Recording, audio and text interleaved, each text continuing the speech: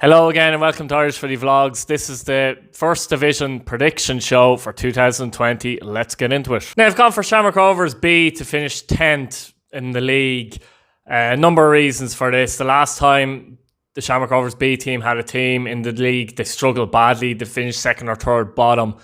This is going to be a very, very young squad and they're going to be playing men's football. And it might be a bit of a baptism of fire for some of their players. They do have some players though with first team experience, the likes of Keane Clark and that, who should be a big player for them this season. But they're a very tough team to judge, if I'm honest with you, and no one knows where they'll finish. I definitely can't see them finishing in the top 6 though, for sure. I think the league will be too strong for that, to be honest.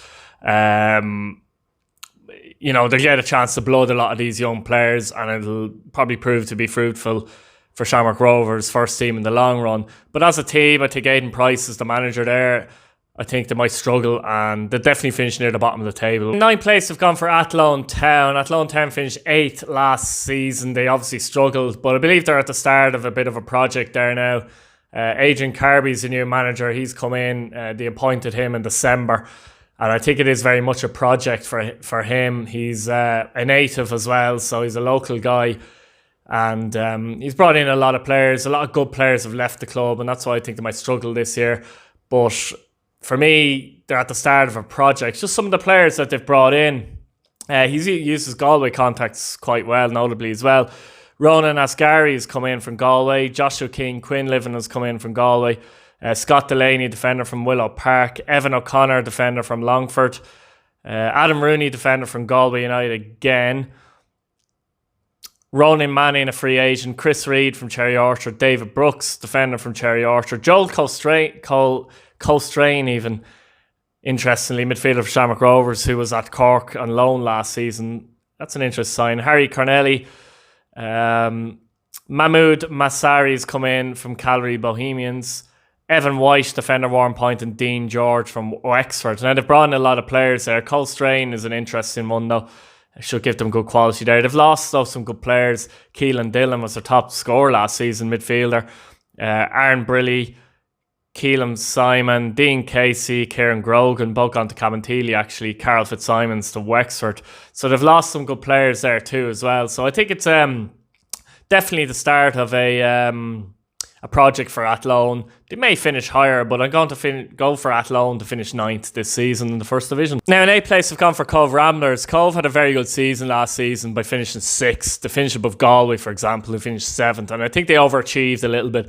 I think it's going to be very difficult to repeat that feat this season, to be fair. 8th place, I know you might say it sounds bad, but it's a difficult one for Cobh. They brought in Pierce Phillips from Cork City, John Kavanagh Waterford, Dylan Walsh from Dina's Poise, I think, hard to pronounce, it's one of those Welsh names. Lee Devitt from Limerick, Martin Coughlin from the Kerry League, Darrell Walsh from Waterford, Adam Foley from Limerick, and Connor Drinan from Carrigaline United. They've lost Charlie Fleming to Cork. So, okay, they haven't lost an awful lot of players and brought in a lot of players. But I think some of the clubs behind them may have strengthened from last season. And that's where I think Cobh will find the difficulty. If they finish 6th again, they would be doing extremely well, better than even last season. So whereas I don't think they'll be bad this season, I just don't see them finishing above 8th in the league. So Cobh Ramblers, 8th position for me this season. Now, Wexford FC had an awful season last season. They only finished second bottom because Limerick were deducted 20-odd points last season, but they only won 2 games all season. They were shocking. This season, it can only get better for that reason, and also because they brought in some good players as well. So I go for Wexford to finish 7th, and I think they'd be quite happy with that season pushing on. Tom Murphy, goalkeeper, coming in from UCD. Dan Tobin, defender from UCD. That's a very good signing. Keane Kavanagh, midfielder from Drogheda, is a decent sign as well. Conor Crowley, midfielder from Cabinteely. Asaf Yusuf from Lucan United. Carl Fitzsimons at loan. They're killing me with some of these names. Malike Ben Rugubi, midfielder from Bluebell United. Patrick O'Sullivan, forward from Longford. Janapi Amor, midfielder from Drogheda. Charlie Smith has come in, midfielder from UCD. Christian Crawford, Longford. Craig Giles, Shelburne. James Carroll, Dundalk. Callum Simon from Athlone. Jack Lydon from Shelburne. Gian-Pierre Fragnoli from Ballymun United. You might have guessed is Italian. Carl Manahan from Greystones.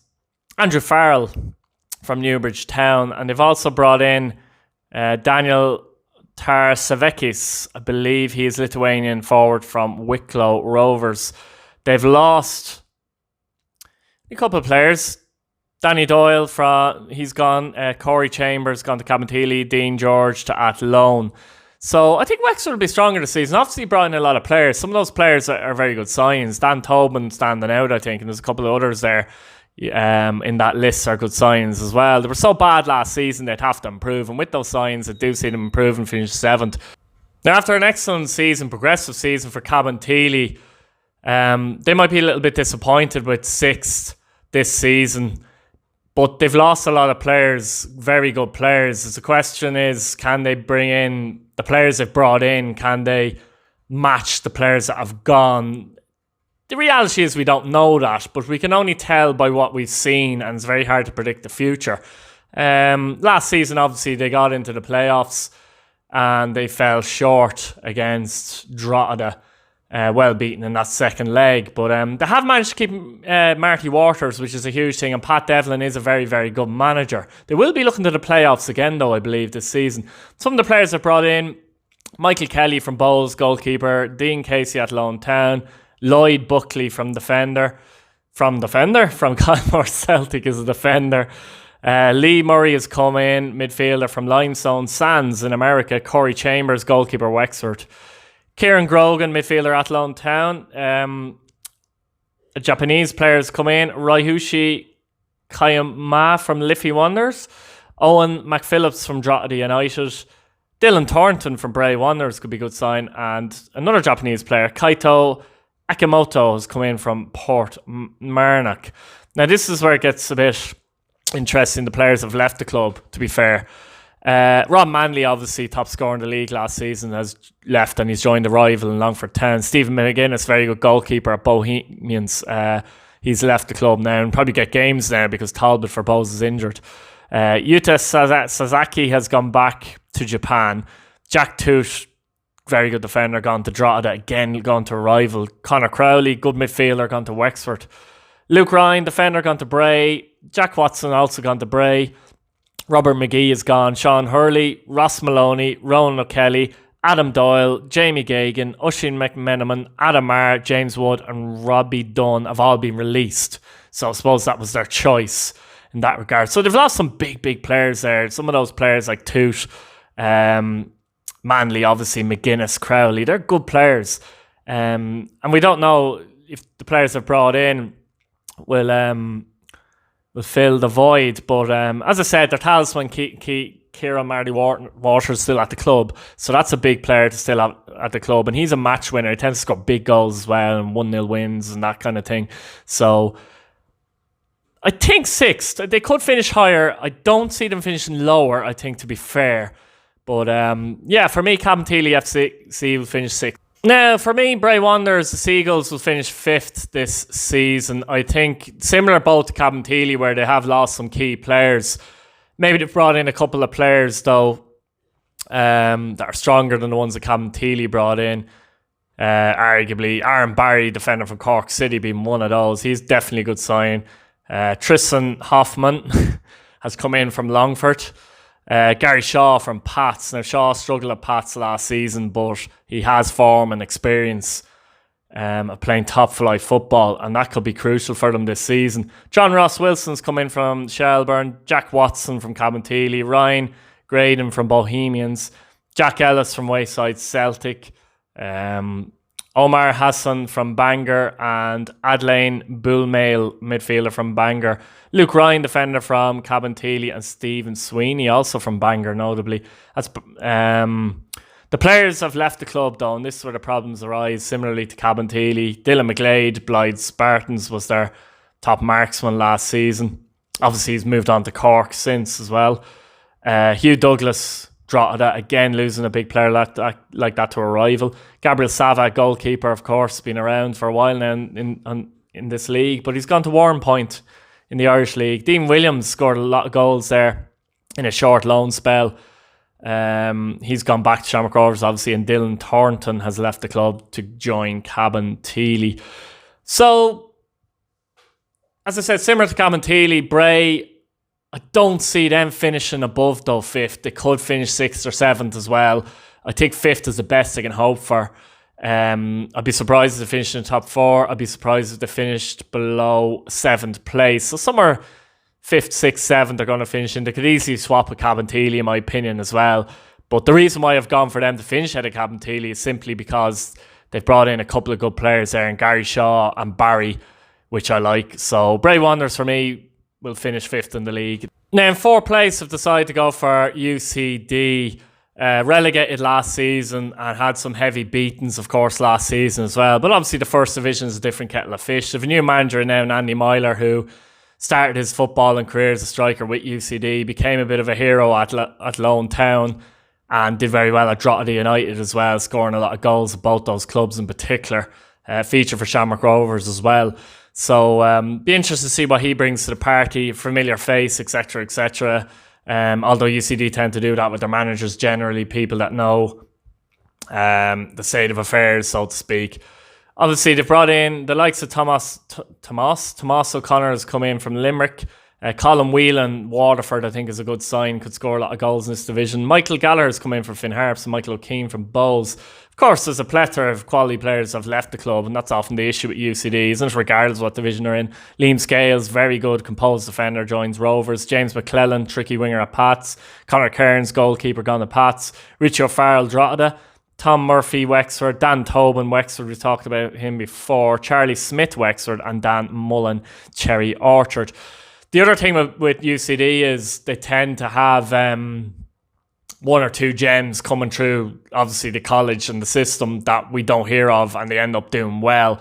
But the likes of Ozam, I think, and Madej are two players that could do very well in the first division, having done quite well when they've played in the Premier Division. So they're players for me to keep an eye on there for UCD going into the season. I think that blend of those players maybe in the first division and the new signings will get them a playoff place still this season. They could finish higher.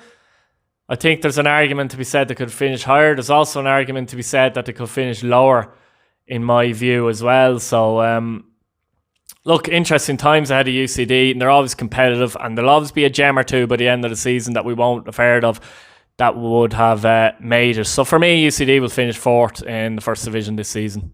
Now, in 3rd place, they've gone for Galway United, and they would be the biggest movers, I suppose, in this list compared to last season. They finished 7th last season, which was simply not good enough for Galway United. They did improve as the season went on. A lot of their young players started to click as well. So that's interesting, coupled with the fact that they've made some very, very good signs. And Alan Murphy, their manager, will be hoping for a far better season this season. Certainly anywhere in the playoffs, I suppose, they'll be happy with. But I have gone for them to finish 3rd. There's an argument to say they could finish higher as well. But some of the players they've brought in, Shane Duggan, excellent signing for Waterford, really is, for the first division especially. Mikey Place from Finn Harps, a good signing. Dean O'Halloran, midfielder, Waterford. Jack O'Connor, midfielder, Sligo.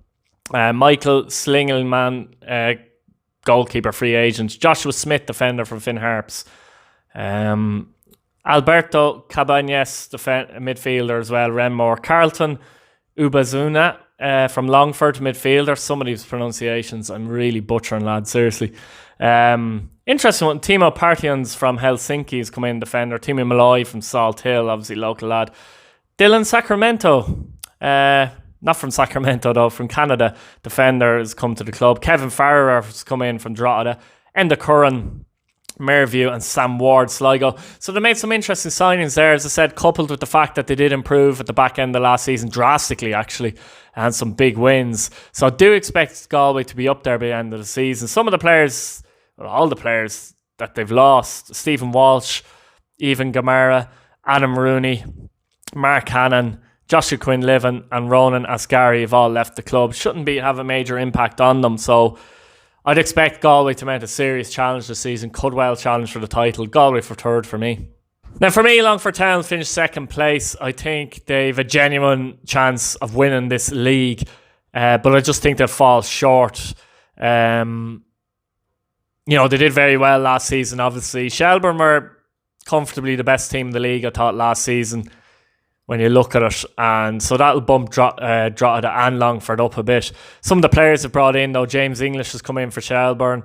Rob Manley, the big one for Cabinteely. Although with Rob, he scored 17 goals last season, top scorer in the league. I just have a feeling he won't do as well this season. And maybe to win the league, I think Longford will need him to do as well. Eric Abulu has come in for Shamrock Rovers, defender. Matthew O'Brien, midfielder, has come in from Phoenix. Dylan Hand has come in from Dundalk. Good sign that. Aaron McNally, defender from Dundalk as well. Joe Gorman, Cliftonville. Niall Barnes, Bluebell United. Some interesting signs. They have lost a couple of good players though. That has to be taken into account here as well. I'll just go through them. Sean Boyd has gone to Shamrock Rovers.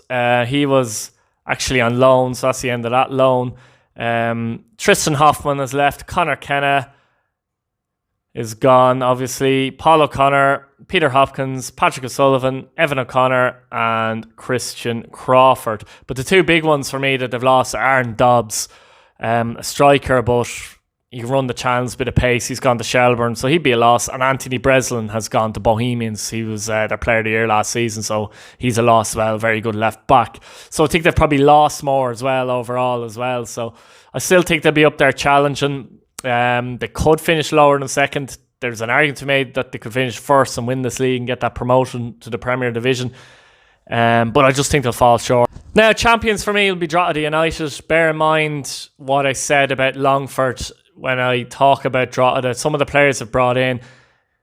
Derek Prendergast come in from Shelbourne, very experienced defender, helped Shelbourne win the league last season, so to have him in their books is huge. Hugh Douglas, another centre-back from Bray Wanderers, has come in, along with Jack Toote, who was Cabinteely's best defender, arguably last season as well. Drogheda's biggest issue last season was they conceded too many goals. They scored a lot of goals, they conceded too many. Prendergast, Toote and Douglas are surely going to help them be a bit tighter, meaner at the back. Brandon Birmingham is an interesting prospect. He's come in from Bohemians. Ross Tracy, goalkeeper from Dundalk. Along with another goalkeeper from Dundalk, Davy Ademosu, who's rated quite highly as well. So you can see what they've brought in. What they've lost, Paul Skinner, Luke McNally was on loan. He did very well from last season, to be fair. He's gone back to Pats. But with the three defenders they've brought in, that should be enough to cover them there. Luke Gallagher, Kevin Farrer, Jamie Hollywood, Keane Kavanagh, Michael Craig and John Barry, Ryan Hart, Owen McPhillips have all left the club, but none of them are really first team players. The fact that they've managed to bring in those defenders that should see them strengthen, and they've kept the likes of Chris Lyons. For me, Chris Lyons is the best striker in this league. Okay, is he the best goal scorer? I don't know, maybe not, but he's the best all-round forward in this league because he can score goals, he can bring people into a game, he can hold up the ball, and he can run the channels as well. He can do almost everything. I think he's a very good striker. I think he's the best forward in this league. And they've kept the likes of Mark Doyle, they've kept the likes of Meany still at the club, Brennan, etc., etc. So they've lost no... don't think they've lost key players, whereas Longford may have. So they've kept what they have and they've added to their weaknesses. So look, there's pressure on that as well. Shelbourne were favourites to win the league last year, and they won it in the end, but when the pressure can be on as well. I don't know who the bookies' favourites are, but for me, Drogheda are definitely favourites, and I definitely do think they'll win the league. Now that's it, guys. That's the prediction show finished with for the 2020 season, the first division. I wanted to do this weeks ago, but we didn't know what way the league was going to be in terms of what teams were going to be in it, etc. So I'm glad it's starting this weekend now, and looking forward to it now. It's just some interesting fixtures ahead. Do check out my the preview prediction show I have for the Premier Division and First Division, where I go through quick previews, but also go through the predictions of the scores of the games as well, which is an interesting one. And then the following week I review my predictions and see how bad I did, basically. So keep an eye on that as well. So yeah, basically, do you agree? Do you disagree? Do you think someone will surprise? Do you think some team is overrated going into the season. What are your thoughts on that? And keep an eye on my other videos and the matchday vlogs. And please subscribe if you haven't already. And thanks for watching. See you again. Good luck. Bye bye now.